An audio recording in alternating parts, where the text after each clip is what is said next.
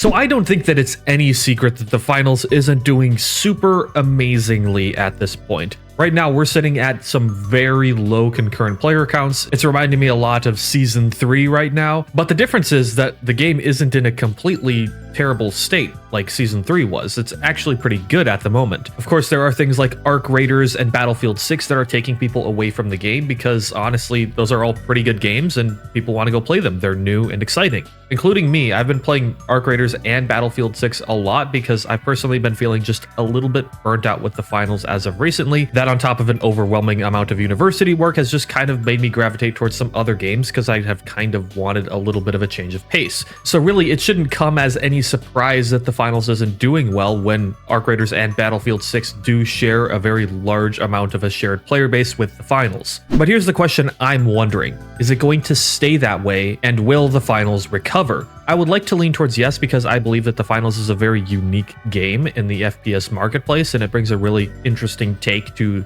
multiplayer gaming in general. But I also don't think that it's completely fair to blame the player count at the moment completely on games like Arc Raiders and Battlefield 6, because while those games are both fun, they share a lot of audiences, and they're doing quite well right now, there are some things about the finals that I also think are contributing to this lower player count. So in this video, I just wanted to talk about some of the things that I think Embark should try to prioritize so that when those people eventually do come back to the finals and try it again, that they'll have an amazing game to come back to. But before I talk about those things in depth, I do want to bring up a small concern that I have, and that is regarding Arc Raiders. See, I put out a channel poll recently asking if the current player count of the finals is anything to be concerned about. About an equal amount of you said yes and no, but around 50% of you said yes only if Embark decides to put more resources towards Arc Raiders. And I think that's a very valid concern because Arc Raiders is doing super well right now, and a good business move would be to put more resources towards the game that is clearly having success towards the one that,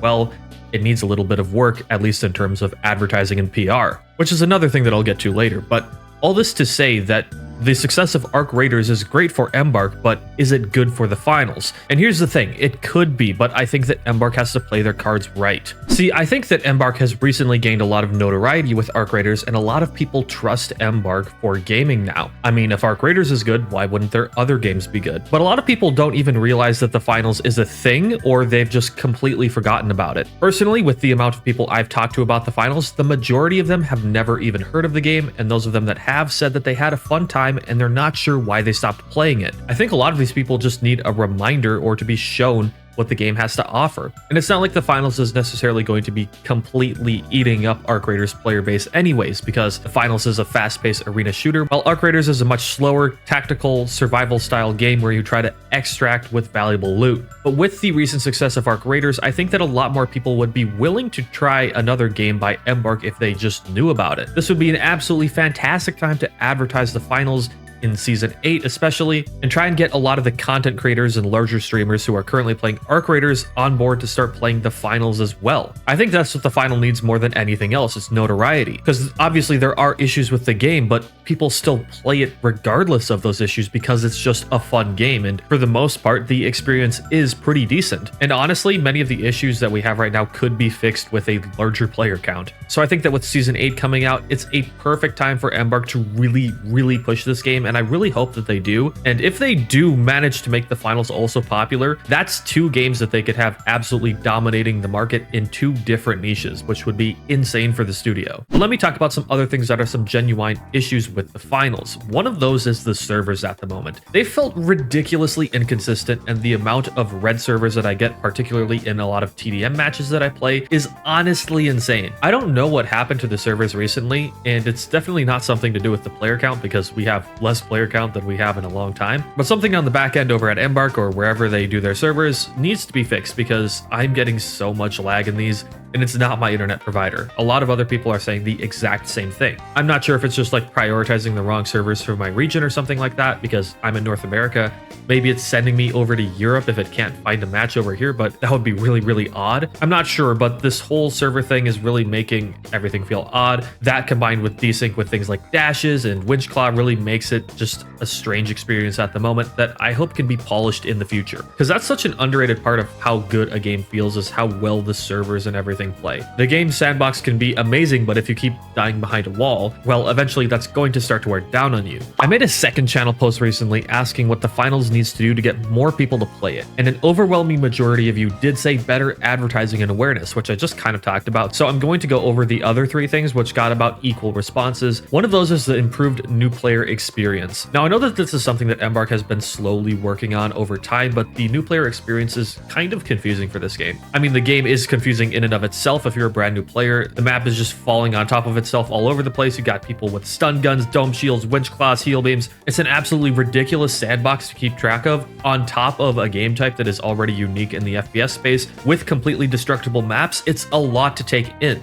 But the current new player experience kind of shows you some of the toolkits and stuff that you can use in this game, but doesn't really explain why, or at least in a way that is lasting to other players. I recently did go through the new player experience just to see what it was like, and a lot of the stuff, if I was a new player, I would not understand. I'm not gonna lie. I might understand like very basic concepts of it, but it didn't do an amazing job of explaining some of the deeper parts of the game, which new players will have to interact with at some point, and they might get frustrated when things beyond their control or things that they just can't understand are happening. Now, obviously, a lot of my channel has been dedicated to trying to solve this exact problem, helping new players transition into experienced players and experienced players transition into top level players. And while this makes my job a lot easier, right? It's always great if my YouTube channel is doing well. I do think that the finals should put just maybe a little bit more effort into the new player experience, especially in explaining some of the concepts that exist within the game that are common knowledge to a lot of players at this point, but might not be to anyone who might just be picking it up. Another thing is a matchmaking and ranked rework. Now, this one is a bit more difficult because obviously matchmaking is only as good as the player count can allow it to be, but at this moment, I can play a TDM match and mix in with a bunch of other random players. I'll get something like a level 5 in there with 18 kills or something like that. I really should not be in the same lobbies with these players as someone who's Ruby and has put over 1,000 hours into this game. It's kind of coughing baby versus hydrogen bomb. And if it's really the case that the player count is so low that I have to be placed with players like this in order for them to find a match, sure, I guess, but right now it just kind of feels bad when I'm absolutely destroying people like this in my team deathmatch, and here I am trying to warm up for ranked and they're just experiencing the game for the first time. Another thing is a ranked rework, because right now there are 3 issues with ranked. One of those is the matchmaking in the ranked playlist itself, another one is rewards, and the third is the plug meta. Now, I kind of talked about the matchmaking recently, but it seems like the discrepancy between skill is at an all-time high recently. Now, obviously that could be due to the player count, but if it's not, definitely something for Embark to look at. The other thing is ranked rewards. Every season you can go for one weapon that's like a gold, a platinum one, a diamond, and a ruby one, and then there's the ruby gadget as well. But the thing with these weapons is that they are pre-selected, so someone who, for instance, might not want the diamond sniper, which was the reward last season,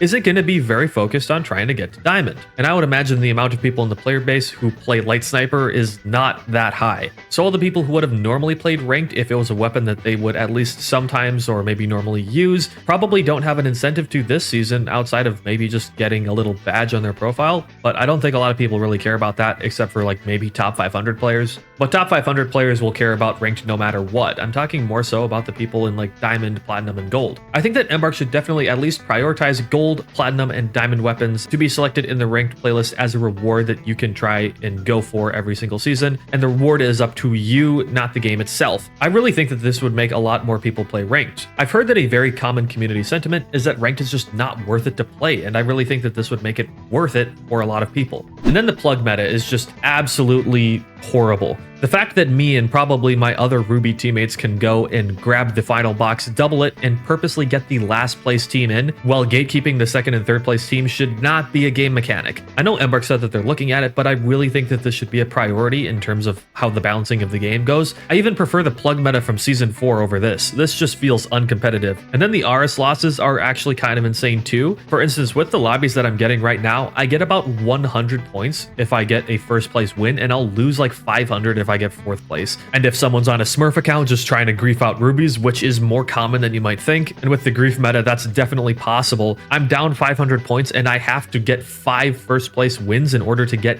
any of that back. It's just really demoralizing having the grief system and the ranked penalties be as bad as they are right now, and I definitely think that that is something to tweak. And finally, balance updates and new content. Now, I know we haven't gotten a lot of balance updates because there is the esports event coming coming out soon, but I do think that balance is one of the things that does keep this game fresh. I think that we are in a much more balanced state than we've ever been at the moment, but there are some things that I would personally tweak. Things like Winch Claw, maybe Goo Grenade right now, as I feel that's oppressive in the very top echelons of the game, and I would buff Pyro Grenade and Gas Grenade, as I think that they're pretty useless outside of very, very low elo, where the game plays super, super slow. And most of these gadgets are just straight up worse versions of other ones that you can have on different classes. But to summarize, there are a lot of weapons that are balanced, but there are quite a few of them that are just underperforming at the moment, and there are a few that I think are causing genuine issues with the game right now. For instance, Winch Claw at the moment. I say this as a Winch Claw main, by the way. I think the Winch Claw is absolutely insane, and there's no reason not to run it on a heavy unless you have maybe a cracked Goo player on your team. But running Mesh or Charge and Slam just feels so useless when Winch is so powerful right now. And then we have new content. I would love to see more specializations in the game, as right now we have 4 for heavy but only 3 for the other classes, so I would love to see light and medium get a new specialization. And new guns and gadgets always help to mix up the sandbox and keep it feeling fresh. I thought the tuned weapons that they added this season were amazing, and I would love to see more changes just like that. I'm sure they've got more stuff planned, but I just want to reiterate that I think that those are really some of the things that keep people coming back each season. Now, I really, really want this game to do well, and I want us to see a player count that continues to rise, but I do think that these are things that Embark should definitely address if we really want this game to be successful in the future. And I'm sure more people will just come back in time, but, you know, focusing on advertising and awareness, improving the new player experience, having a little bit of a ranked rework, and more balanced updates and new content are definitely things that I think people would be on board with. But you guys let me know in the comments. What do you think the finals needs to do in order to become more popular and bring more new and returning players back to it? But that's going to be all from me for today. Thank you all for watching, and I'll see you in the next one.